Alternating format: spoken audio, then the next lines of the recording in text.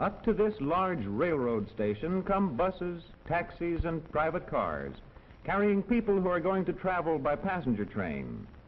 At the entrance to the station, the cars stop and the people get out. Thousands of people pass through here every day on their way to and from trains. If their train is not ready, they may stay in this large waiting room, walking about or sitting on big benches. They must go to the ticket window and get tickets before going to the train. Inside each window is a ticket seller. Each one who rides on the train must buy a ticket to the place where he is going. Money from tickets helps pay the cost of running the trains. Near the trains are gates through which passengers must go. A gateman looks at the tickets to be sure that each passenger is on his way to the right train. It is almost time for this passenger train to leave the station, and the passengers are hurrying along the glistening sides of its coaches. The train will be pulled by this big streamlined diesel-electric locomotive. Its engines are warming up, and inside the cab sits Mr. Schroeder, the engineer who has driven locomotives for many years. He is always ready.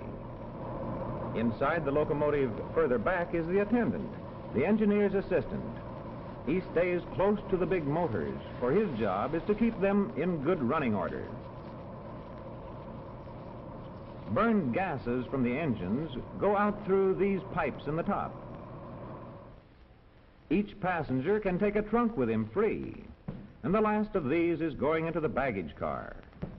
Into another car go the last bags of mail. Carrying mail also helps pay the cost of running the train. Inside the mail car, railway mail clerks put together papers and letters for each town or city.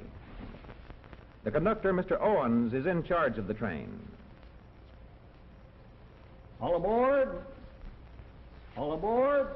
He signals the engineer. The train must start exactly on time, and now Mr. Schroeder must go to work. All the doors along the train are closed, and the engineer opens the throttle.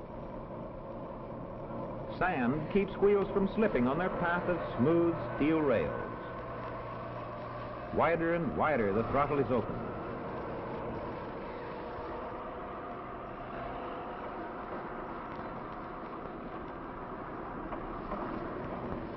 The long train gathers speed as it winds its way along the tracks. Leading from the gates at the big station are many tracks, which gradually join each other farther out.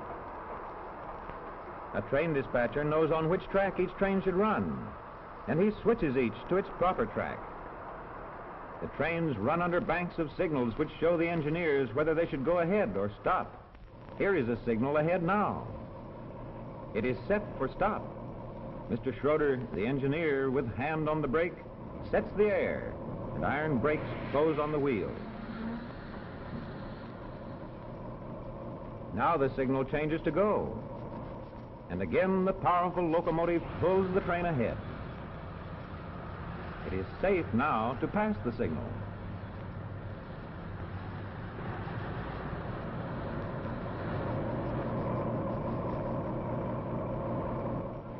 Inside one of the coaches, Mr. Owens, the conductor, is already taking up tickets, making sure that each one has paid for his ride. The passengers have comfortable seats. They can sit up or lie back easily if they want to rest. Overhead, out of the way, are racks filled with bags and parcels. The cars of the train are joined snugly together by a part called the vestibule. A highway crossing is ahead.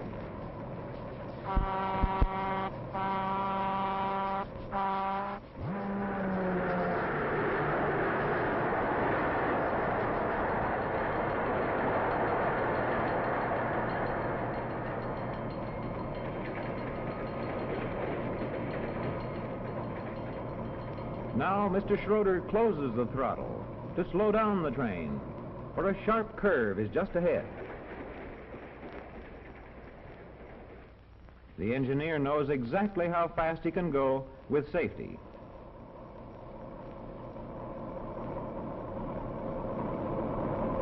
The train is passing under a safe highway crossing built above the tracks.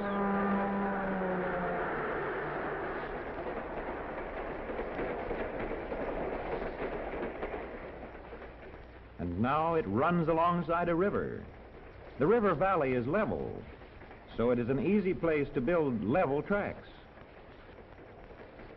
The last car on this train is called the observation car. Plenty of windows and seats all about. Here there are desks where passengers may write letters, and easy chairs and lounges where they may sit comfortably and chat with each other while they enjoy such sights as this beautifully winding stream. These men are whiling away the time playing cards. Those in the observation car now see a long freight train, cattle cars, empty coal cars, the powerful steam engine. Soon, the train is going through a deep cut, made in a hillside, so the tracks could still be level. And now it approaches a tunnel, a big hole bored through a high, steep hill.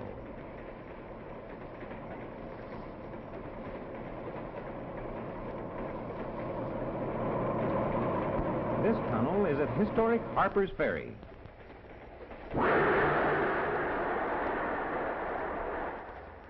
Over the Potomac River from the state of Maryland into the state of West Virginia.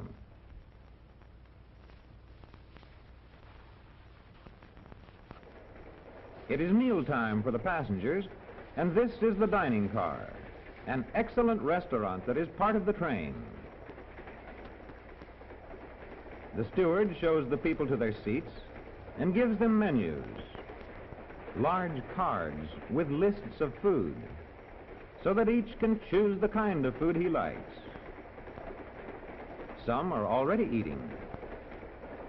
A dining car is a great convenience to people traveling long distances by train. The food is brought in by waiters who are clever at balancing their large trays as the train speeds along. When the diners have decided what they want, the waiters go into the kitchen and repeat their orders to the chief cook, who is called the chef. He must keep many kinds of food on hand. The cooks are clean, and the kitchen of the dining car, although small, is kept spotless. A good meal in the dining car is a pleasant event for passengers during a long ride. Up in his cab, Engineer Schroeder has no thought of food. He must watch the track ahead. The safety of all the passengers depends on his skill and watchfulness. His train approaches a small village and dashes on through.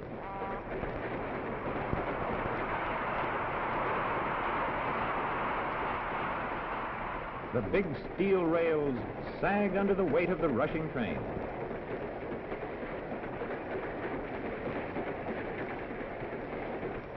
Onward as darkness falls outside, the ever-watchful engineer speeds his passengers.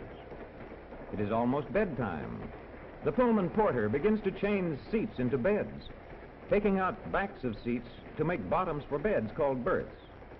Above the seats, he unlocks a big curving door, and inside finds more articles for making up the berth: mattresses, sheets, and pillows. Some he takes out of the berth for the one below, and others he will use for the berth above. Those who are not yet ready for bed may have tables, magazines, newspapers, and writing materials with which to while away the evening. And always Mr. Schroeder alertly watches his locomotive and the track ahead, in the dark of night, through villages, around curves, through cuts and tunnels, over high bridges. The porter, having made up these two berths, puts in position a little ladder for the passenger who is to sleep above. Through the night rushes the train, its headlights shining on the rails of the track. The attendant, ever on watch over his motors, they are watching the track ahead. The safety, the lives of all his passengers depend on the skill and watchfulness of the locomotive engineer. The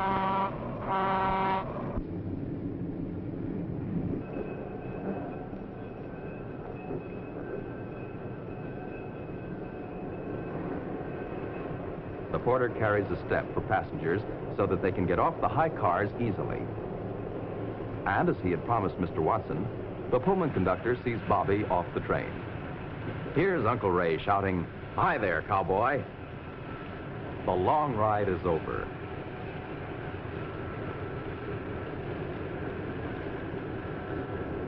Uncle Ray's Jeep is waiting. The train starts off again, and off goes Bob to the ranch, to new adventures with cowboys and horses. But the train goes on across more mountains, more valleys, across desert country until it reaches its destination, California.